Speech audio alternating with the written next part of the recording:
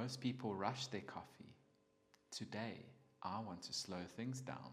I'm Quinton from Taste It and Seen, and we'll be looking at a pour over.